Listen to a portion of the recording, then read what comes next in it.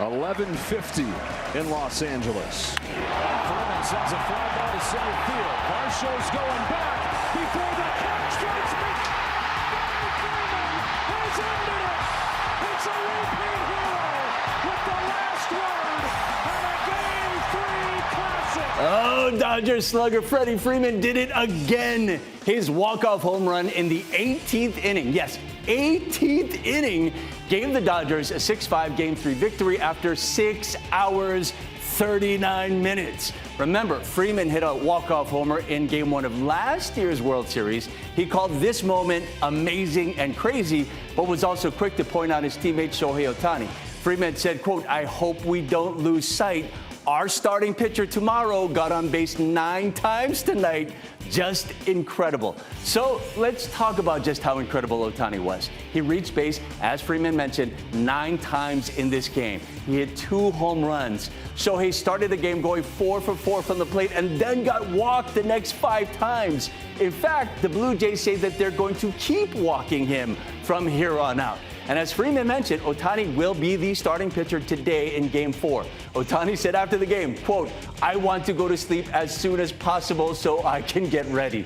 Love it. So speaking of pitching, 19 pitchers saw action last night, and the Dodgers almost brought in Yoshinobu Yamamoto, who pitched a complete game for them in Game 2. Whew. So on the Blue Jays side of things, local boy and Mid-Pacific grad Isaiah Kiner-Falefa, he made some plays. He tagged Ohtani out at second at one point. He pointed out that the Blue Jays lost the first 2 games of the ALCS before coming back. EZ said, quote, "We've been in this situation before. We seem to overcome it. Down 2-1 isn't as bad as being down 2-0. It's just another thing we have to overcome." All right, let's see it. Today's game starts at 2 o'clock. More on this game in just a second. The Rainbow Warrior basketball team is going to retire the jersey of former star Anthony A.C. Carter. Here's the moment he found out he's being honored in Manoa.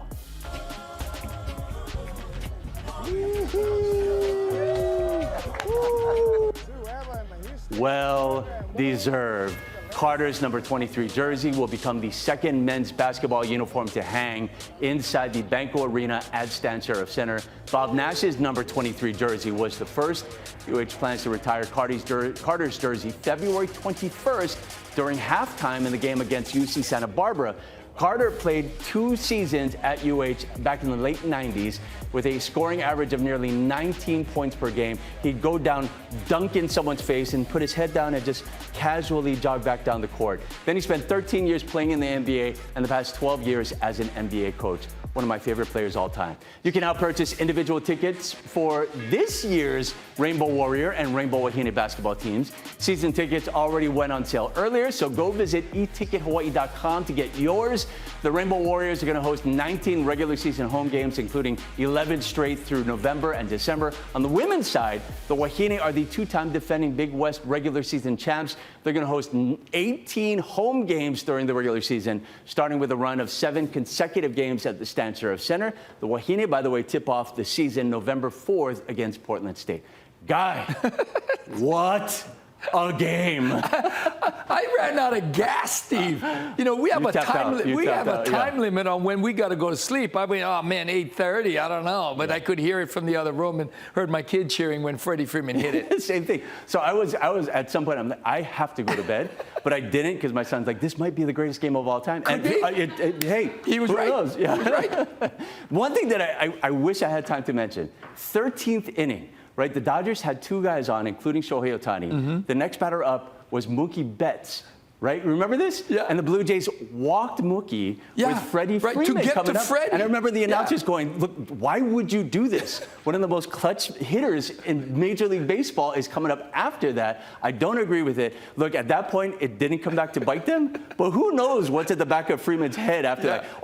You're going to walk him to get to me with the bases loaded? The disrespect. And then it comes up in the 18th inning, and look at the guy. Unbelievable. And the numbers are gaudy. How many records are broken or tied for this thing, right? Not to mention how many times Shohei got on base, right? The total number of pitches altogether, and the length of the baseball game. And there were still people sitting there going, oh, let's go. And it was so tension-filled. All they needed was one little mistake from a pitcher. Yes. And they didn't. They didn't make any mistakes until that one one pitch to Freddie. Yeah, and you forget just how big these guys are. Yeah. I mean, Klein was up there on the mound. This guy, this kid comes over who is actually a regular-sized guy to clean his shoes, and he's just dwarfing the guy. Yeah, it was unbelievable. Shohei's numbers are gaudy, and the fact that the Blues have just come out and just said, we don't care. Yeah. We're not going to let this guy hit. Yeah, you got to give it to the Blue Jays because they were really big underdogs, and they're coming up clutch. Yeah.